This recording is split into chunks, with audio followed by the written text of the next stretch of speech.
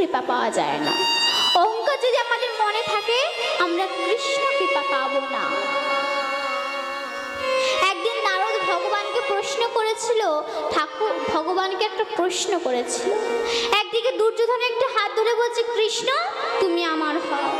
আর এদিকে পঞ্চপাণ্ডবদের পক্ষে তৃতীয় পাণ্ডব অর্জুন হাত ধরে বলছে, কৃষ্ণ তুমি আমার হও।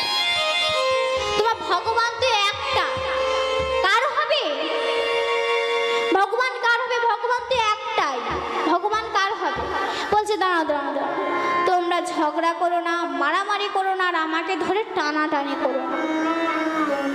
এই মুহূর্তে আমি এখন শয়নে যাব। ঘুম থেকে উঠে আমি যাকে প্রথম দর্শন করব, আমি তার হয়ে যুদ্ধ করব, কথাটা মনে রেখো। এই বলে ভগবান আমার ঘুমিয়ে পড়েছে। এবার অহংকারে দুর্যোধনের মনে বড় অহংকার এলো। সে বলল, আমি আজ আর ঘুমোবো না। ওই কৃষ্ণ যে ঘরে ঘুমোবে, আমি সেই ঘরে রাত থাকতে থাকতে চলে যাব। আর আমি যদি আগে যেতে পারি, তাহলে কৃষ্ণ আমার পক্ষে যুদ্ধ করবে, আর আমার পক্ষে যুদ্ধ করলে আমার জয়গান হবে। এই জায়গাটায় দুর্যোধনের একটু বোঝার ভুল হয়েছে, কারণ ভগবান তো দুটো জিনিস মোটেও সহ্য করে না। এক হলো ভক্তের অহংকার, আর দুই হলো ভক্তের চোখের জল। যে ভক্ত এক ফোঁটা চোখের জল দিয়ে ভগবানকে ডাকার মতো ডাকতে পারে, ভগবান তার দরজার সামনে দাঁড়িয়ে যায়নি। তাই বল হরি হরি বল। দুর্যোধন বলছে, আমি আজ আর ঘুমোবো না। ওই কৃষ্ণ যে ঘরে ঘুমোবে, আমি সেই ঘরে রাত থাকতে থাকতে চলে যাব। আর আমি যদি আগে যেতে পারি, তাহলে কৃষ্ণ আমার পক্ষে যুদ্ধ করবে। দুর্যোধন আর ঘুমোচ্ছে না। ওই কৃষ্ণ যে ঘরে ঘুমিয়েছে, সে ঘরে রাত থাকতে থাকতে চলে গেছে। দরজার সামনে গিয়ে চারিপাশে বসার জায়গা খুঁজছে। খুঁজতে খুঁজতে বলছে, কৃষ্ণ তুমি জানো না যে আমি মাটিতে বসতে পারি না? তুমি তো জানো যে আমি এখানে আসবো, তো আমার জন্য কোনো বসার জায়গা করোনি, আমার জন্য কোনো বসার জায়গা করোনি। এই বলে চারিপাশে খুঁজছে। খুঁজতে খুঁজতে দেখে ভগবানের মাথার দিকে একটা স্বর্ণ সিংহাসন। এই স্বর্ণ সিংহাসনের উপরে বসেছে, বসে বলছে, কৃষ্ণ আমি জানি তুমি আমাকে অনেক ভালোবাসো। আমি মাটিতে বসতে পারবো না বলে তুমি আমার জন্য সিংহাসনের ব্যবস্থা করেছো। আমি জানি কৃষ্ণ, আমি জানি তুমি আমাকে অনেক ভালোবাসো। এবার সেই দুর্যোধন ওই স্বর্ণ সিংহাসনের উপরে পায়ের উপরে পা তুলে দিয়ে বসে আছে। অপরাধ নেবে না বাবা, আগে আমি কানটা মুড়ে নিচ্ছি। দেখবেন অনেক অনেক ব্যক্তি আছে, যদি একটু চেয়ারে বসে পায়ের উপরে পা তুলে দিয়ে বসবে, যদি আবার মাটিতেও বসে পায়ের উপরে পা তুলে দিয়ে বসবে। এটা কিন্তু বাবা অনেক চরিত্রে কিন্তু দেখা যায়। সেই দুর্যোধন কি করছে? পায়ের উপরে পা তুলে দিয়ে পাকে ঝিরঝির করে নাড়াচ্ছে, আর এই পা থেকে ধুলি কণাগুলো গোবিন্দের মাথায় গিয়ে পড়ছে। তখন স্বর্গের দেবতারা বলছে, দুর্যোধন আজকে তোমার চরণে ধুলে পড়ছে কৃষ্ণের মাথায়, তবে শোনো দুর্যোধন, এর জন্য তোমার এই অহংকারের জন্য তোমার তাড়াতাড়ি পতন হবে, এই অহংকারের জন্য তোমার তাড়াতাড়ি পতন হবে দুর্যোধন। আর এদিকে তো দুর্যোধন পায়ের উপরে পা তুলে দিয়ে পাকে ঝিরঝির করে নাড়াচ্ছে। আর এদিকে অর্জুনের আজ কাল নিদ্রা এসেছে, সে ঘুমিয়েই যাচ্ছে ঘুমিয়েই যাচ্ছে। ঘুম থেকে উঠে দেখছে সকাল হয়ে গেছে। তার আজ মনে পড়ে গেছে, আজ তো সকা কৃষ্ণের বাড়ি যাওয়ার কথা। সকা কৃষ্ণ বলেছিল যে ঘুম চোখটা খুলে যাকে প্রথম দর্শন করবে তার হয়ে যুদ্ধ করবে। আমার মনে হয় সকা কৃষ্ণ আর আমার নেই, ওই দুর্যোধনের হয়ে গেছে।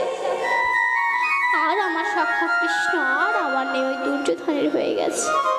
এই বলে কৃষ্ণের ঘরের সামনে গিয়ে দাঁড়িয়েছে। দেখে দুর্যোধনের জুতো জোড়া। জুতো জোড়াকে দেখে নয়নের জলে কেঁদে কেঁদে বলছে, কৃষ্ণ আমি জানি তুমি আর আমার নেই, তুমি ওই দুর্যোধনের হয়ে গেছো। তুমি এবার অর্জুন গিয়েছে কোথায় বসবে, বসার কোনো জায়গা পাচ্ছে না। দেখে ভগবানের চরণে চরণের দিকে ছোট্ট কুশাসন পাতা আছে।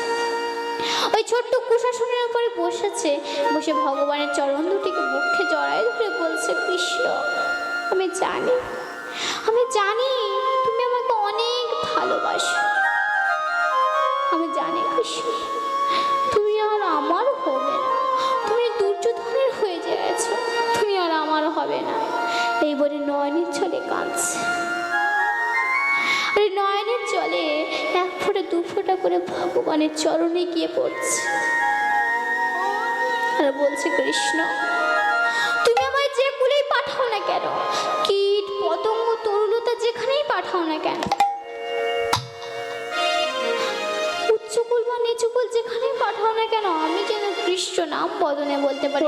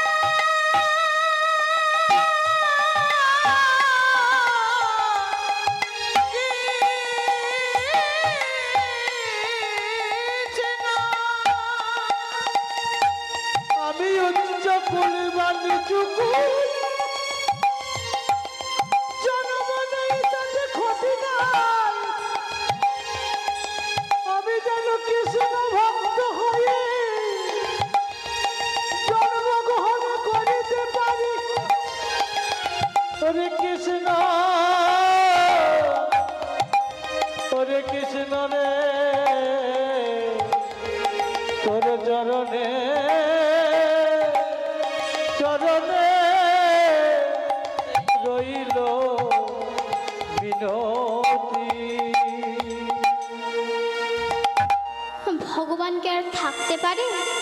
কোন ভক্ত যদি চোখের জল দিয়ে চরণ ধৌত করে দেয়, ভগবান আর থাকতে পারে না। ভগবান কি করছে? ঘুম থেকে উঠে অর্জুনকে প্রথম দেখে তাকে জড়ায় ধরেছে, জড়ায় ধরে বলছে, অর্জুনকে ধরে নয়নের জলে কাঁদছে। তখন অর্জুন বলছে, কৃষ্ণ তুমি আমাকে ধরে কাঁদছো কেন? আমি তো জানি তুমি এই দুর্যোধনের হয়ে গেছো। এদিকে দুর্যোধন দেখতে পেয়ে বলছে, কৃষ্ণ তুমি না আগেই বলেছিলে তোমার ঘরে যে আগে আসবে তুমি তার হয়ে যুদ্ধ করবে, তাহলে কেন তুমি অর্জুনকে জড়ায় ধরেছো? তখন ভগবান বলছে, দুর্যোধন তোমার মনে যে কি আছে বাপু আমার জানা নেই। আমি একবারও বলিনি যে আমার ঘরে আগে আসবে আমি তার হয়ে যুদ্ধ করব। আমি বলেছি এই ঘুম চোখটা খুলে আমি যাকে প্রথম দর্শন করব আমি তার হয়ে যুদ্ধ করব। এই জন্য আমি তোমার পক্ষ নিলাম না, আমি অর্জুনের পক্ষ নিলাম। দেখবেন মায়েরা এই প্রশ্নটা অনেকেই করে। এই যে আমরা ভগবানের ছবি কোথায় রাখি? মাথার দিকে, চরণের দিকে রাখি না কেন? এদিকে আমাদের চরণ থাকে, তাই ভগবানের ছবি চরণের দিকে রাখি না। কিন্তু আমি বলে যাচ্ছি হরিবাসরে দাঁড়িয়ে আপনারা ভগবানের ছবি চরণের দিকে রাখবেন কেন? ঘুম চোখটা খুলে যদি ভগবানকে প্রথম দর্শন করা হয় তবে তার গোবিন্দ চরণ দর্শন হয়ে যাবে। তাই হরি হরি হরি বল। আর যদি বলেন ভগবানের ছবি চরণের দিকে, আরে বাবা ভগবান তো বারবার বলে গেছেন, আমা হতে নাম বড়, নাম হতে ভক্ত বড়, ভক্ত হতে ভক্তের চরণ ধরি আরো বড়। ভগবান এটাও বলে গেছে যে আমি মিথ্যে কথা বলতে পারি, আমার ভক্ত যেন মিথ্যে কথা না বলে। আমার কথার খিলাপ হবে কিন্তু আমার ভক্তের যেন কথার খিলাপ না হয়। তার উজ্জ্বল প্রমাণ কুরুক্ষেত্রের মাঠে পিতামহ ভীষ্মদেব। ভগবান শ্রীকৃষ্ণ বলেছিল যে আমি কুরুক্ষেত্রের মাঠে অস্ত্র ধরবে না, আর পিতামহ ভীষ্মদেব বলেছিল, কৃষ্ণ আমার যদি ভালোবাসা সত্যি হয়, আমি যদি তোমাকে ভালোবেসেই থাকি, তবে আমি তোমাকে অস্ত্র ধরিয়েই ছাড়ব। কি মা, কৃষ্ণকে অস্ত্র ধরেনি? ধরেছিল। কেন? যখন পিতামহ ভীষ্মদেব ওই বাণটা মেরেছিল, ভগবান জানতো ওই বাণ যদি অর্জুনের বুকে গিয়ে লাগে অর্জুন আর প্রাণে বাঁচবে না। তাই তিনি কি করেছিলেন? কিন্তু বলেছিলেন যে অস্ত্র ধরবেন না। তাই তিনি কি করেছিলেন? রথের চাকাটা খুলে নিয়ে বিশ্বদেবের হাতের দিকে এমন করে দাঁড়িয়েছে। তখন বিশ্বদেব বলছে, কি ব্যাপার, কি ব্যাপার কৃষ্ণ? তুমি না বলেছিলে যে তুমি অস্ত্র ধরবে না, তাহলে এখন এখন কি হলো, এখন অস্ত্র ধরেছ কেন? তখন ভগবান বলছে, হে বিশ্বদেব, তুমি বোধহয় জানো না, আমার কোনো ভক্ত যদি মন দিয়ে কোনো কথা বলে, আমি ভক্তের কোনো কথার খিলাপ করতে দেই না। তোমার কথা যদি মিথ্যে না হয়, আমি তার জন্য অস্ত্রটা ধরেছিলাম। আমরা কোথায় ছিলাম? এটাই হচ্ছে তত্ত্ব কথা, যেখানেই যায় না কেন আবার ফিরে আসতে হবে। তবে আমাদের মতো মানুষরা আমরা বলি ভগবানের ছবি চরণের দিকে রাখবো না, কিন্তু আমি বলে যাচ্ছি হরিবাসরে দাঁড়িয়ে আপনারা ভগবানের ছবি রাখবেন চরণের দিকে। কেন? ঘুম চোখটা খুলে যদি ভগবানকে প্রথম দর্শন করা যায়, তবে তার গোবিন্দ চরণ দর্শন হয়ে যাবে, আর সকাল থেকে দিনটাও তার ভালো যাবে।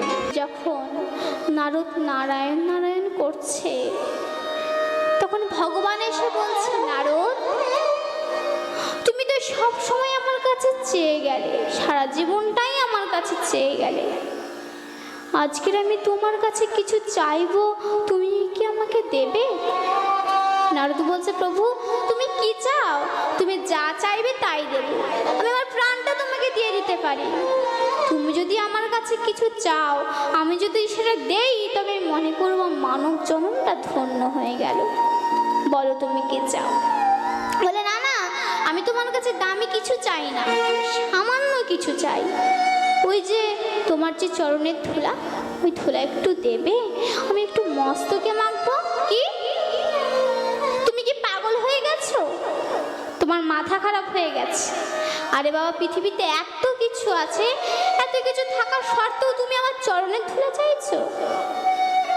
ঠাকুর, আমি এই চরণের ধুলা দিতে পারবো না।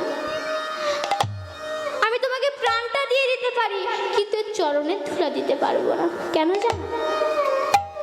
এই চরণের ধুলা দিতে যে আমাকে নরকে যেতে হবে। আমি মরতে পারি, কিন্তু ঠাকুর আমি নরকে যেতে পারবো না। তখন ভগবান বলছে, এই তো আমার ভক্ত। ভগবানের কাছে কি করে হাত পেতে চাইতে হয় সেটা জানে, কিন্তু তার বিনিময়ে কি দিতে হয় সেটা তাদের জানা নেই। কি গো বা, আমরা প্রভু ভগবানের মন্দিরে গিয়ে বলি, ঠাকুর গো, আমার না একটা মেয়ে আছে, মেয়েটা খুব ভালো, মেয়েটার যেন ভালো পাত্র দেখে বিবাহ হয়ে যায়। এটা কিন্তু আমরা বলি, চাকরি বাকরি থাকে। আবার এটাও বলি যে প্রভু গো, আমার ছেলেটা না খুব ভালো, ওর যেন ভালো চাকরি হয়ে যায়, এটা বলি। আবার এটাও বলি, প্রভু গো, আমার বেশি কিছু চাই না, আমার একটা জিনিসই চাই, এবছর আমার বাড়ি দোতলা আছে, এর পরের বছর যেন 3 তালা হয়ে যায়। আমরা ভগবানের কাছে হাত পেতে শুধু চাইতে জানি, কিন্তু আমরা দিতে জানি না, তার বিনিময়ে আমরা কিছু দেই না। আমরা কিছু বলি, আমরা ভগবানকে কোনোদিন জিজ্ঞাসা করেছি, হে ঠাকুর, তুমি যে আমাদেরকে এত কিছু দিয়ে ভালো রেখেছো, তুমি কি ভালো আছো? এটা আমরা কোনোদিন বলি মা? বলি না। আমরা এতই স্বার্থপর। এই কলিযুগের মানুষ এরা হচ্ছে স্বার্থপর, এরা সার্থক ছাড়া চলি না। আমরা স্বার্থপর, আমরা সার্থক ছাড়া চলি না মা। ভগবানের কাছে আমরা হাত পেতে চাইতে জানি, কিন্তু তার বিনিময়ে কিচ্ছু দিতে জানি না। তখন ভগবান বলছেন, নারদ, তোমার কাছে আমি একটা জিনিস চাইলাম, তুমি দিলে না, ঠিক আছে বেশ বলে ভগবান মনে মনে ভাবছে, কে দেবে, কে দেবে আমাকে চরণের ধুলা? একজন দিতে পারে, সে কে? পঞ্চপাণ্ডবের স্ত্রী দ্রৌপদী। দ্রৌপদী আমাকে দিতে পারে, সে তো আমাকে বড্ড ভালোবাসে, নিজের ভাই মনে করে, সে হয়তো আমাকে দিতে পারে, আমি দ্রৌপদীর কাছে যাব। এই বলে দ্রৌপদীর কাছে এসেছে। আর এদিকে দ্রৌপদী অঘোর ঘরে ঘুমোচ্ছে। এই দ্রৌপদীর কাছে এসেছে, সে দ্রৌপদীকে ডাকছে, দ্রৌপদী। অমনি মনে পড়ে গেল, না না, আমি ডাকবো না। আমি নারদের কাছে গেলাম, নারদকে চাইলাম, সে দিল না। আর আমি যদি দ্রৌপদীকে চাই, দ্রৌপদী যদি আমাকে না দেয়, তার চেয়ে বরং আমি লুকিয়ে লুকিয়ে চরণের ধুলা মস্তকে মেখে নেই। এই বলে লুকিয়ে লুকিয়ে চরণের ধুলা মস্তকে মাখছে। যেই স্পর্শ করেছে অমনি দ্রৌপদী বলছে, কে কে তুমি, কে এসেছে? তখন ভগবান বলছে, আমি গো আমি, যার কৃপা পাওয়ার জন্য বিশ্বের ব্রহ্মাণ্ডে সব প্রাণী ফুল জীব ফুল সবাই কাঁদছে। আমি সেই ভগবান এসেছি তোমার কাছে। ভগবান আমার চরণের তলায়? এই বিশ্ব ব্রহ্মাণ্ডের প্রাণী কুল জীব কুল এরা সবাই ভগবানের চরণ ধুলা পাওয়ার জন্য নয়নের জলে কেটে যাচ্ছে, আর তুমি কিনা আমার চরণের তলায়? তখন দ্রৌপদী বলছে, ঠাকুর কি হয়েছে, আমার চরণের তলায় কেন? তখন ভগবান বলছে, দ্রৌপদী, আমার মনে একটা ইচ্ছে ছিল যে আমি ভক্তের চরণের ধুলা মস্তকে মাখবো, কিন্তু কেউ আমাকে দিল না। আমি ভাবলাম তুমি যদি দাও, তুমি যদি না দাও তাহলে, তাই তুমি ঘুমিয়েছিলে, আমি লুকিয়ে লুকিয়ে তোমার চরণের ধুলা মাখছিলাম। তখন দ্রৌপদী কেঁদে কেঁদে বলছে, ঠাকুর তুমি তো একবার আমার কাছে চাইতে পারতে, তুমি কি আমার কাছে একবার চেয়েছিলে? তুমি যদি একবার চাইতে, তুমি যদি একবার চাইতে, আমি একবার কেন শত শতবার দিয়ে দিতাম। তুমি তো আমাকে একবারও চাইলে না। তখন ভগবান বলছে, তোমার ভয় করছে না? যেখানে নারদ মুনি, যেখানে পৃথিবীর কোনো ভক্ত দিতে রাজি নয় চরণের ধুলা, আর তুমি কিনা বলছো চাইতে তো পারতে, তোমার ভয় করছে না? তখন দ্রৌপদী বলছে, ঠাকুর তোমার বোধহয় মনে নেই, সেই দিনের কথা ভেবে দেখো ঠাকুর, সেই দিনের কথা যেই দিন ওই দুর্যোধনের রাজসভায় আমার বস্ত্র হরণ হয়েছিল। সেই দিন আমার দেহপতি তো কাজে লাগলো না, সেই দিন পঞ্চ পাণ্ডব দাঁড়িয়ে দাঁড়িয়ে রেখেছিল। সেই দিন তুমি এই জগৎপতি আমাকে, এই জগৎপতি তুমি আমাকে বাঁচিয়েছিলে, তুমি আমাকে রক্ষা করেছিলে। আমি সেই দিন ওখানে দাঁড়িয়ে প্রতিজ্ঞা করেছিলাম যে ঠাকুর আমার দেহ জীবন যৌবন মন প্রাণ যা কিছু আছে আমি তোমার চরণে সঁপে দিয়ে দিলাম। ঠাকুর যখন আমি তোমার চরণে সব দিয়ে দিয়েছি, দেহ জীবন যৌবন সব দিয়ে দিয়েছি, তবে চরণটা কি আমার? আমার নয়। তখন ভগবান বলছে, এই তো আমার ভক্ত, যারা আমার ভক্ত হয় তারা স্বার্থের কথা ভাবে না, এই হচ্ছে আমার ভক্ত। দ্রৌপদী বলছে, ঠাকুর তোমার চরণের ধুলা তুমি মাখবে, তাতে আমার কোনো ক্ষতি নেই, বলতে পারো আমার কোনো ক্ষতি নেই, তোমার চরণের ধুলা তুমি মাখবে না, তাই হরি হরি হরি হরি বল হরি। যে কিনা দ্রৌপদী যে কিনা কৃষ্ণ নামে ভক্ত ছিল বাবা। তাই ভক্তি যার ভগবান, তার ভক্তি যার কাছে নেই, ভগবান কিন্তু তার হতে পারে না। তাই দুঃখী আজ বর্ধমানে কান্না এসে উপস্থিত হলো। অধিক রাত, গঙ্গার তীরে নিশুতি রাত্রে ছোট্ট দুঃখী ভাবছে কোথায় যাবে সে, কাকেই বা সে চেনে। নয়নের জলে কাঁদিতে কাঁদিতে পরিশান্ত দেখে ঘুমিয়ে পড়ল। হঠাৎ কার ডাকে ঘুম ভেঙে গেল। কে? আমি রাখার পালক গো, তুমি কে? আমি দুঃখী। তুমি দুঃখী? তোমার বাড়ি কোথায়? বলছে আমার উড়িষ্যায় ধারিন্দা গ্রামে, বাহাদুর নামে যে গ্রাম আছে ওখানে আমার বাড়ি। আমি উড়িষ্যা থেকে হেঁটে হেঁটে আসছি গৌরহরিকে দেখা করবো বলে, গৌরহরির সঙ্গে দেখা করবো বলে। তুমি কি তাকে চেনো? বলে হ্যাঁ চিনি। তার আগে আমার কাছে কিছু খাবার আছে, একটু খেয়ে নাও দেখি। গায়ে জোর না হলে তার কাছে যাবে কেমন করে? তোমার খাবার আমি খাবো, তাতে কি হয়েছে? খেয়ে নাও, আমি বাড়ি গিয়ে মায়ের কাছে বলে খেয়ে নেব। এই বলে দুঃখী দুঃখ হরণে মধুসূদনের প্রসাদ খেয়ে নিল। খেয়ে বলছে, তুমি কত ভালো, তোমার নাম কি? তখন রাখার বালক বলছে, আমার কি একটা নাম? যার যখন যে নাম মনে পড়ে সেই নামে আমাকে ডাকে। তুমি আমায় দুঃখ হরণ বলে ডেকো। তুমি দুঃখী আর আমি দুঃখ হরণ, তুমি দুঃখী আর আমি দুঃখ হরণ, ঠিক আছে? এবার আমাকে যে যেতে দাও, আমি আগে বলে যাই, আমাকে আবার গাভী খুঁজতে যেতে হবে। তবে আমি বলে যাচ্ছি, প্রভাত সময় যাকে তুমি প্রথম দর্শন করবে তুমি তার হয়ে যুদ্ধ করবে, কথাটা মনে রেখো। এই বলে রাখাল বালক চলে গেল। দুঃখী কেন? অনন্তরূপী ভগবানকে কেউ চিনতে পারে না, সে যদি ধরার মাঝে না দেয় ধরা। বাৎসল্যময় মা নন্দরানীকেও তিনি ধরা দেননি, যতক্ষণ না তিনি নয়নের জলে কেঁদেছে তিনি তাকে ধরা দেননি। এবার দুঃখী মা মনে মনে ভাবছে, আমি আজ আর ঘুমোবো না, সারা রাত জেগে থাকবো। আমি আজ আর ঘুমোবো না, সারা রাত জেগে থাকবো। যদি সে এসে চলে যায় তাহলে আমার যে গৌরহরির সঙ্গে দেখা হবে না, তার চেয়ে বরং আমি জেগে বসে রাখি। আর এদিকে প্রভাত সময় হৃদয় চৈতন্য ঠাকুর চলেছে আর গাইছে, ভজ গৌরাঙ্গ লহ গৌরাঙ্গ কহ গৌরাঙ্গে নাম রে। ভজ গৌরাঙ্গ কহ গৌরাঙ্গ মায়েরা সবাই হাতে করতালি দিন। লহ গৌরাঙ্গের নাম রে।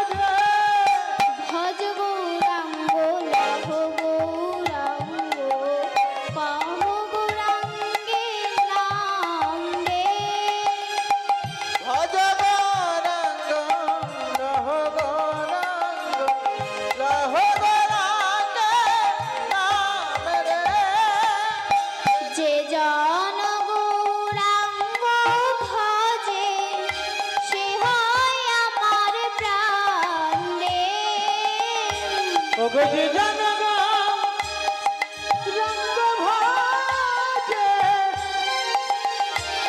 সে হয় আমার প্রাণ রে।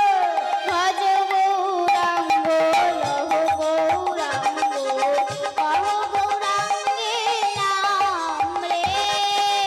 ভজ গৌরাঙ্গ লহ গৌরাঙ্গ লহ গৌরাঙ্গের নাম রে।